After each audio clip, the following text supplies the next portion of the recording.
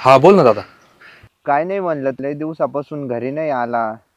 शेताचे पण काम चालू आहे. ये मग घरी. हा माझं ना काही बँकेचं काम चालू आहे ना, त्याच्यामुळे अर्जंट ते पण पास झालं पाहिजे. लय महत्वाचं काम असेल तर मग नको येऊ. येतो, प्रयत्न करतो उद्या यायचा.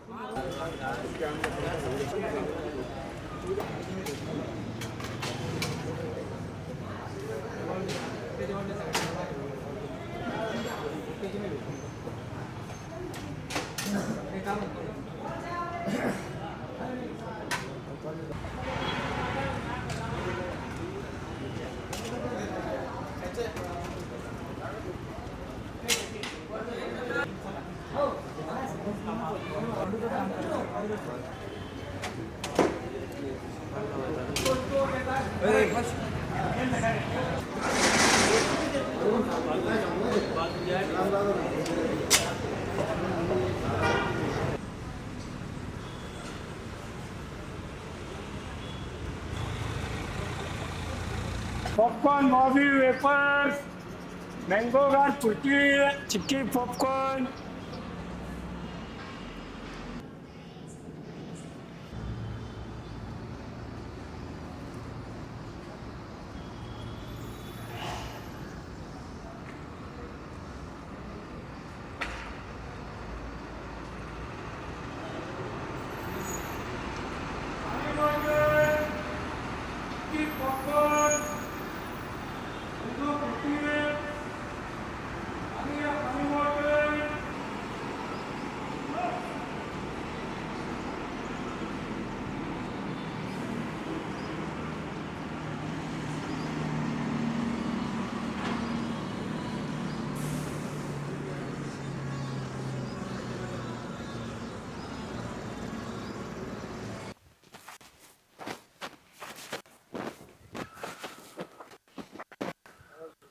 दादा, दादा कुठे आहे तू?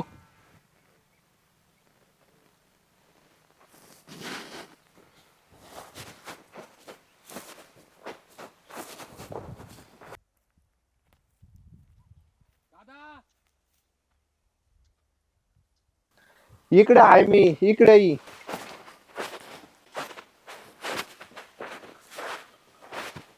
काय दादा, काय पेरलंय वावरात? काय नाही, या इथं मिरच्या लावायच्या आहे. वरच्या वावरात गहू पेरलेला आहे. दाखवते खोरं इकडं, मी काम करू लागतो तुला. अरे बाबा, बस थोडं. एका दिवसासाठी आला, बस जरा आराम कर.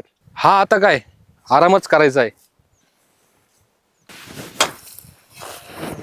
फोनवर बोलत असतानाच मला शंका आली होती, पण आता तर फिक्स झालं आहे की तुझ्या मनात काहीतरी चालू आहे. काय नाही रे दादा, कुठं काय झालं?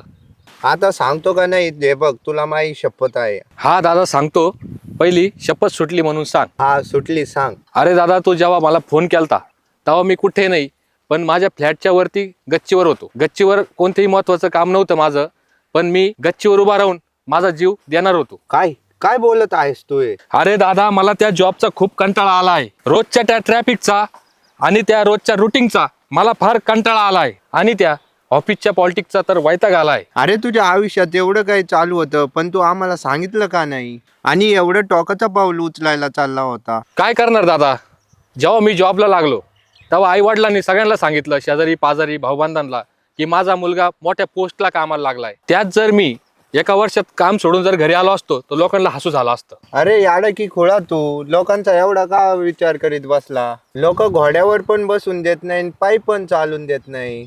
अरे आता पहिल्यासारखे दिवस नाही राहिले शेतीचे. आता शेतकरी हुशार झालेला आहे. आपल्या शेतातला माल हा पिकवलेला डायरेक्ट थेट ग्राहकांपर्यंत विकत आहे. शेतीच्या जीवावर शेतकऱ्यांनी मोठमोठे घरे बांधली आहेत, मोठमोठ्या गाड्या घेतल्या आहेत. अरे आता शेतकरी स्वतःचा माल पॅकेजिंग करून परदेशात विकत आहे. जसे महाराजांच्या काळात शेतकरी हा बळीराजा म्हणून ओळखला जात होता, तसेच शेतकऱ्याला आता बळीराज्य आलेले आहे. हे घे खोरं.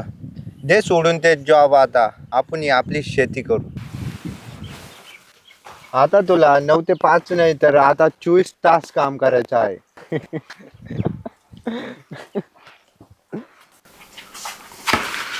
उठा महाराज, ऑफिसला काय झोपायला येते का? हे काम कोण करणार? दिवसा स्वप्न पाहते.